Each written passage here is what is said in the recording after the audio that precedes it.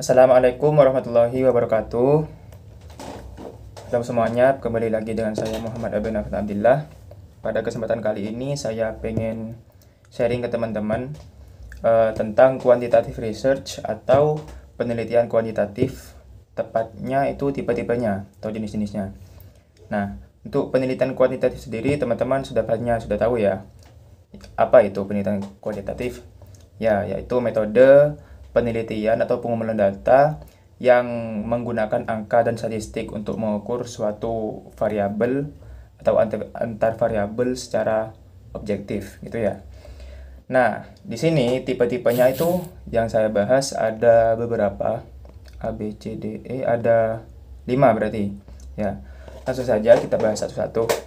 Yang pertama ada experimental research.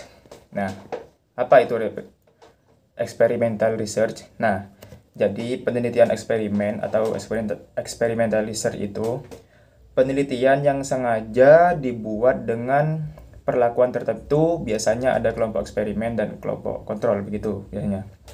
Nah, tujuannya apa? Nah, tujuannya itu buat tahu apakah ada pengaruh dari suatu terhadap suatu pengaruh suatu terhadap suatu perlakuan. Nah, gitu. Langsung contohnya aja, kayak pengaruh penggunaan metode tertentu untuk terhadap nilai siswa itu pengaruhnya kayak gimana. Nah, itu tujuannya. Instrumennya apa? Instrumennya itu bisa berupa tes, kuesioner, atau observasi dan lain sebagainya. Nah, untuk analisis statistiknya itu biasanya pakai t-test. Untuk itu tesnya tujuannya untuk bandingin hasil antar kelompok gitu biasanya. Yang kedua ada survei research. Nah, atau survei research itu ya. Nah, sesuai namanya, penelitian ini mengumpulkan data dari responden dalam jumlah besar lewat pertanyaan kayak. Namanya juga survei. Tujuannya untuk menggambarkan pendapat, sikap atau perilaku dari suatu kelompok begitu teman-teman. Nah, instrumennya yang dipakai biasanya itu kuesioner atau angket. Nah, biasanya itu dilakukan pas kayak melakukan tugas akhir gitu kan, ada kayak angket-angket itu masuk dalam jenis survei research. Lalu yang ketiga ada correlation research. Nah, apa itu correlation research? Nah, itu adalah penelitian yang mau cari tahu apakah ada hubungan antara dua variabel. Nah, jadi antara dua variabel itu apakah ada hubungan ketika kamu meneliti dua hubungan antar variabel ini, maka ini adalah jenis correlation research. Tujuannya apa? Tujuannya itu supaya bisa tahu hubungan positif, negatif, atau bahkan nggak ada hubungan sama sekali. Intinya kalau ada mencari tahu hubungan antara dua variabel itu adalah correlation research. Instrumennya apa? Biasanya dari tes atau kuesioner juga bisa. Untuk analisis statistiknya itu dipakai korelasi Pearson atau Spearman tergantung jenis datanya.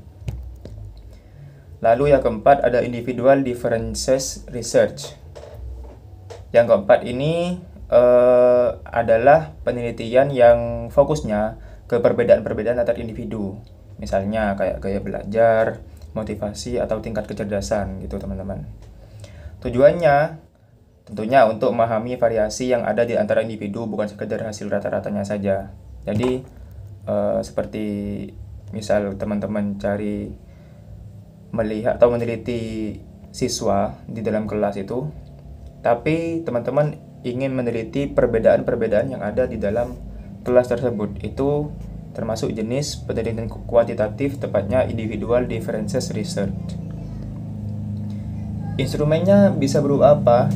Bisa berupa tes angket, tes psikologi, dan tes wawancara. Nah, dari tes-tes ini kan tentunya bisa didapat hasil-hasil yang cukup variatif tergantung dari individu yang dites.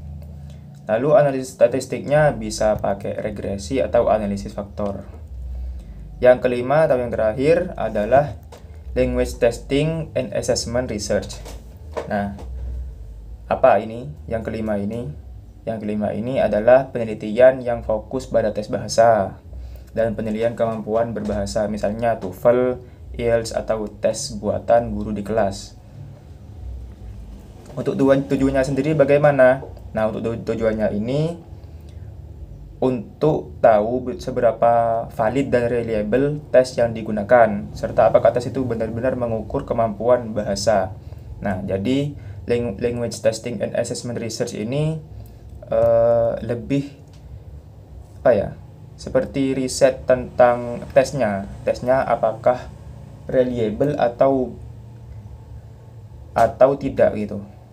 Apakah tes tersebut benar-benar bisa untuk mengukur kemampuan siswa yang ada di kelas, seperti itu. Nah, instrumen yang digunakan bisa dipakai seperti tes bahasa, tes tulis, tes lisan, atau tes online, dan lain sebagainya. Untuk analisis statistiknya biasanya pakai item analisis, reliability test, dan kadang juga analisis validasi dengan korelasi gitu. Udah ya? Oh ya, sudah 5 berarti. A, B, C, D, E, F, E. Oh ya, sudah 5. Jadi itu tadi 5 jenis-jenis penelitian kuantitatif yang ingin saya sharing. Jadi ada eksperimental, survei, correlation, individual differences, dan language testing. Nah, intinya semua itu berhubungan dengan angka dan data. Intinya sama, bertujuan untuk memperoleh angka dan data, tapi dengan cara yang berbeda. Maaf gitu maksudnya. Ya, semoga penjelasan yang agak belibet tadi bisa bermanfaat bagi teman-teman, terutama yang ingin tahu bedanya tentang kelima jenis-jenis tes penelitian kuantitatif tadi. Saya pamit undur diri. Wassalamualaikum warahmatullahi wabarakatuh.